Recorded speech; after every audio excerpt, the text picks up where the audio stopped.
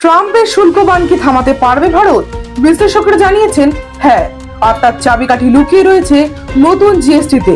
কেন্দ্রীয় অর্থমন্ত্রী নির্মলা সীতারামন জানিয়েছেন যে নতুন জিএসটি কাঠামো কার্যকর হবে 22শে সেপ্টেম্বর থেকে।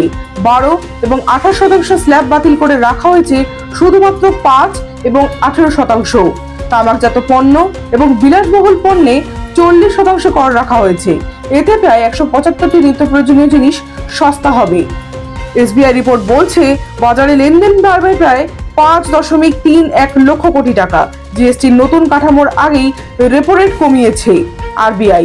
এর পাশাপাশি আয়করেও ছাড় দেওয়া হয়েছে। এতে মুদ্রাস্ফীতি কমার সম্ভাবনা রয়েছে। বিশ্লেষকদের মতে এই 4টি কারণেই পণ্য কেনা বাড়বে এবং বড় লেনদেনের কারণে দেশের জিডিপি বৃদ্ধি পাবে। এইভাবে দেশ পরোক্ষভাবে ট্রাম্পের শুল্ক চাপ সামলাতে সক্ষম হবে।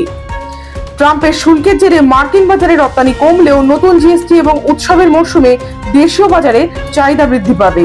ফলে ব্যবসায়ীরা আমেরিকার উপর নির্ভর না করে দেশীয় বাজারে লাভবান হতে পারবেন। এইভাবে সব মিলিয়ে জিএসটির জেরে ভারতীয় অর্থনীতি বৃদ্ধি পাবে। আচ্ছা, আপনার কি মনে হয় নতুন জিএসটি কি ভারতের অর্থনীতিকে শক্তি যোগাবে আর ট্রাম্পের শুল্ক বানকে থামাতে পারবে? কমেন্টে জানান।